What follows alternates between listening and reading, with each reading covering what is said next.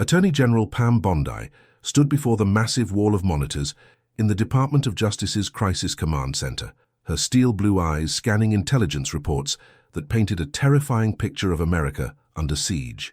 It was 5:30 a.m. on a cold February morning in Washington, D.C., and she had been coordinating the most critical national security operation of her career for the past 6 hours straight.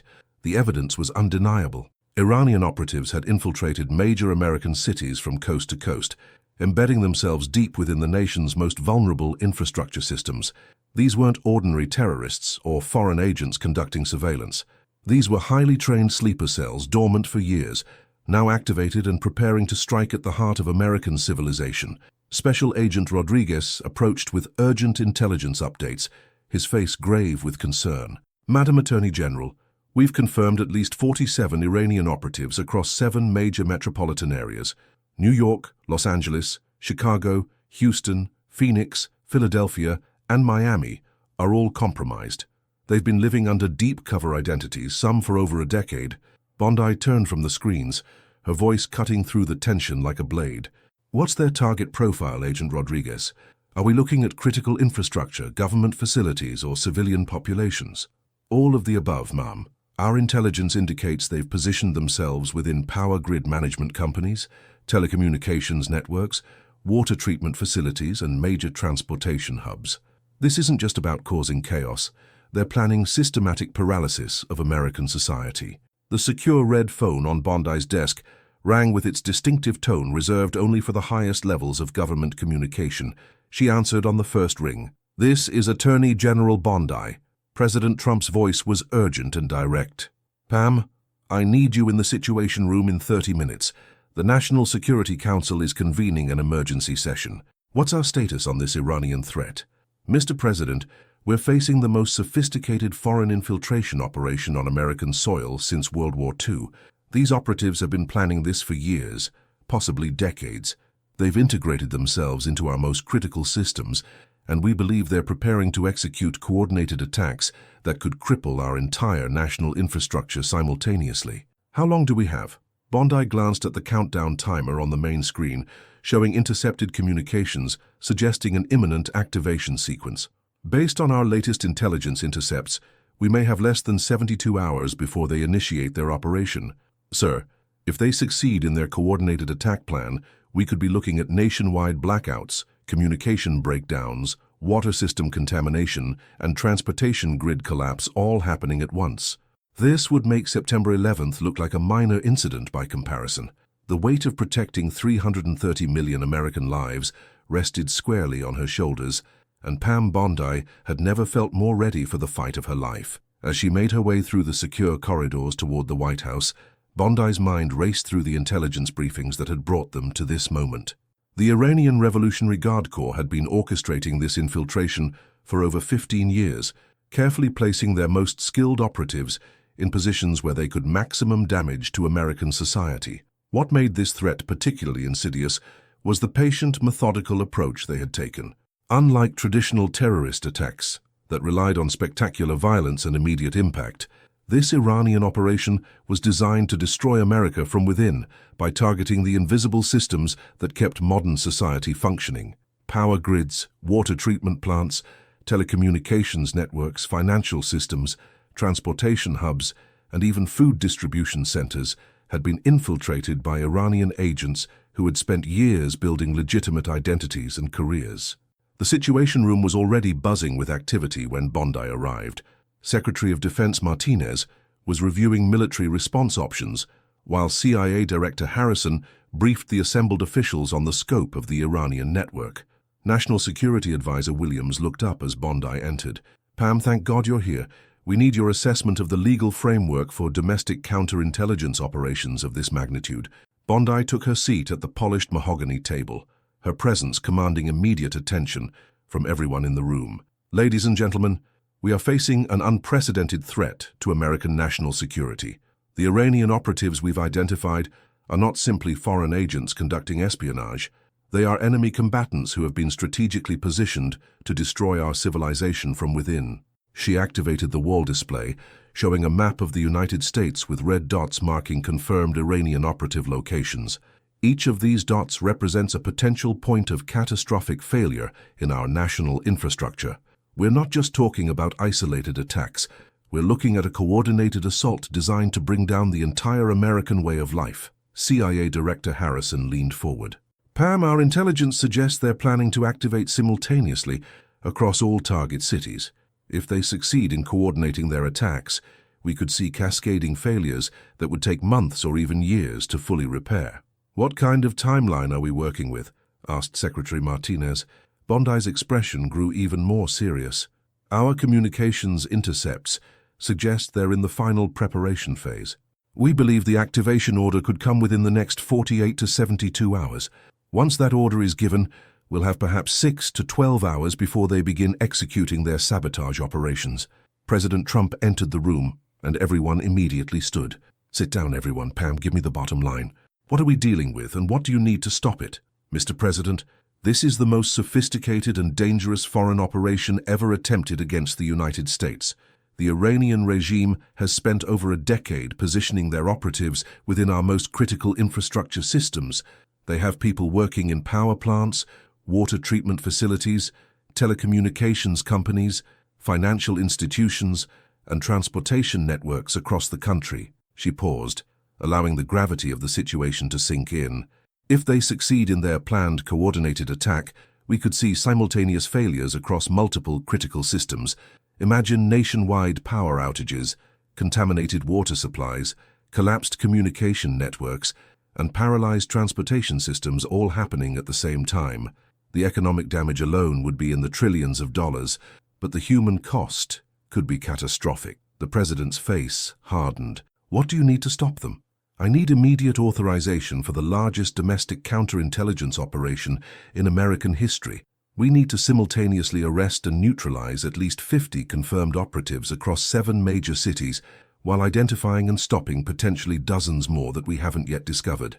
This will require coordination between the FBI, CIA, NSA, Homeland Security, local law enforcement, and the military." Secretary Martinez spoke up. "Madam Attorney General, are you confident we can identify all the operatives before they activate?" Bondi's response was measured but firm. "Secretary Martinez, I won't lie to you. This is the most complex operation we've ever attempted, but I have complete confidence in our intelligence agencies and law enforcement personnel. We've been tracking these individuals for months, building comprehensive profiles of their activities, associations, and capabilities. We know who they are, where they work, and what they're planning." She stood and walked to the map display. "The key to stopping this attack is simultaneous action. If we move against the operatives in one city, the others will immediately know their network has been compromised.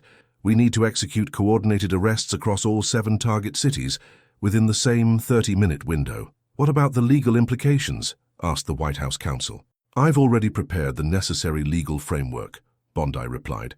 "These individuals are enemy combatants engaged in acts of war against the United States. We have clear authority under both domestic and international law to take whatever action is necessary to protect American lives and infrastructure." The room fell silent as everyone absorbed the magnitude of what they were discussing. Finally, President Trump spoke. "Pam, you have my complete authorization to do whatever is necessary to stop this attack. What do you need from me?" "Mr. President, I need you to sign executive orders authorizing the use of military assets for domestic law enforcement support, emergency powers for infrastructure protection, and immediate implementation of enhanced security protocols for all critical systems. I also need your authorization to brief the governors of the affected states and coordinate with local authorities." "Done. What else?" Bondi looked around the room at the assembled officials. "I need every person in this room to understand that we are now in a state of undeclared war. The Iranian regime has positioned enemy combatants throughout our country with the explicit goal of destroying American civilization. This is not a law enforcement matter or a diplomatic issue. This is a matter of national survival." She returned to her seat, her voice taking on the tone of a battlefield commander. "Over the next 72 hours, we are going to execute the most comprehensive counterintelligence operation in American history. We are going to identify, locate, and neutralize every Iranian operative on American soil. We are going to protect our infrastructure, our people, and our way of life." The Attorney General's words hung in the air like a declaration of war, Everyone in the room understood that they were witnessing a pivotal moment in American history. The nation's most senior law enforcement official had just issued an urgent warning that would mobilize the entire American security apparatus. As the meeting concluded and officials dispersed to begin implementing the massive operation, Pam Bondi remained behind to coordinate the final details. She knew that the next 72 hours would determine whether America would successfully defend itself against this unprecedented threat or face the most catastrophic attack in its history. The Iranian operatives had infiltrated U.S. cities, but they had underestimated the resolve and capability of the American people and their leaders. Attorney General Pam Bondi was about to prove that America would never bow to foreign threats, no matter how sophisticated or dangerous they might be. Within hours of the White House meeting, Bondi had transformed the Department of Justice into a war room. She established Operation Sentinel, the most comprehensive domestic security operation since the aftermath of 9/11.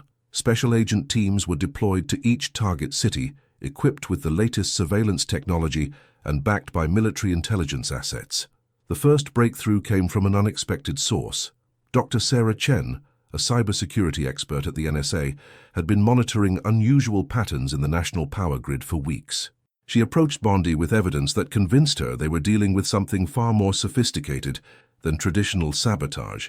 "Madam Attorney General," Dr. Chen explained, displaying complex data visualizations on the command center screens, "these Iranian operatives aren't just planning to destroy infrastructure. They've been systematically mapping our entire electrical grid, identifying critical junction points that could create cascading failures across multiple states simultaneously." Bondi studied the data, her mind immediately grasping the implications.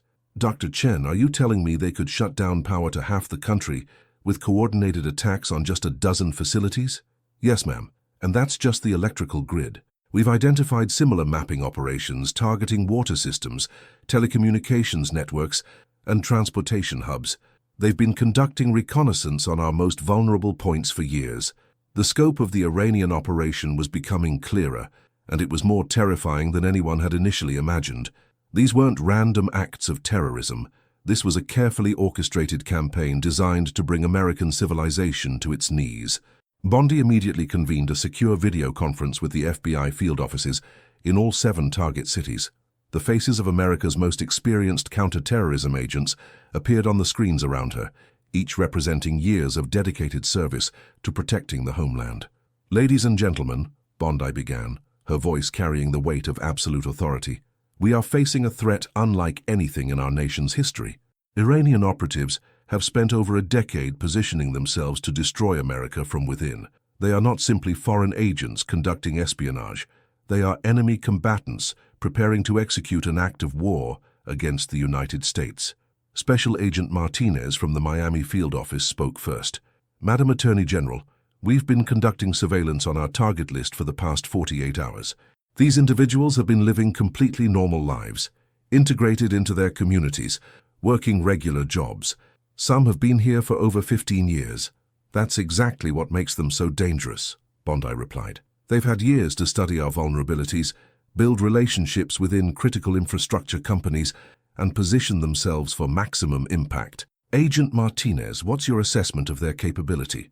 "Ma'am, based on our intelligence, the operatives in Miami alone could potentially disrupt power to the entire southeast region, contaminate water supplies for millions of people, and paralyze the port of Miami, which handles over 40% of all Caribbean trade. If they coordinate with operatives in other cities, the economic impact could be devastating."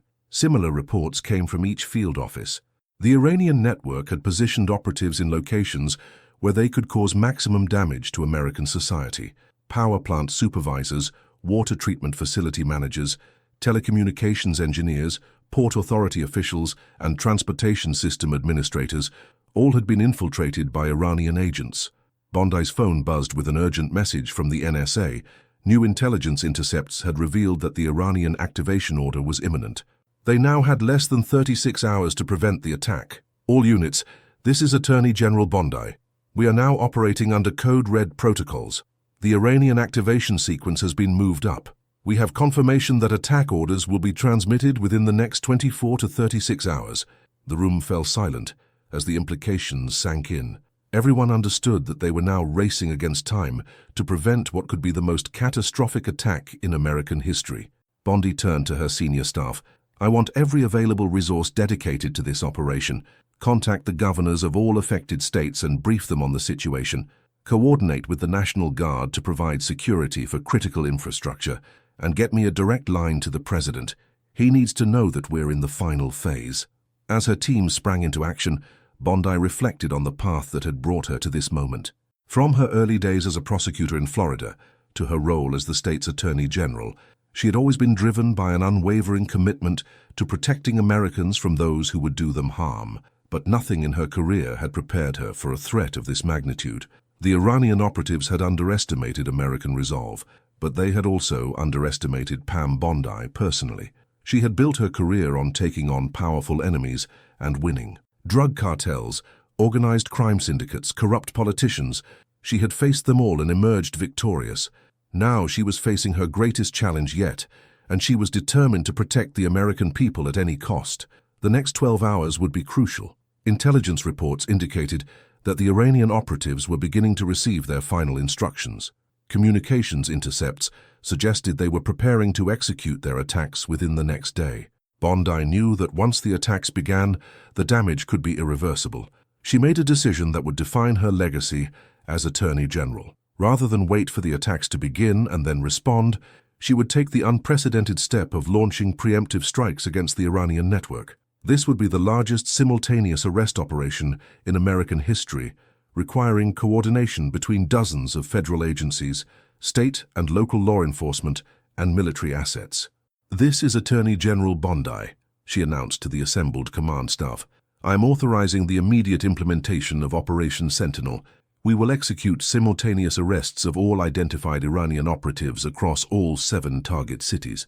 This operation will commence at exactly 600 hours Eastern Time tomorrow morning." The die was cast.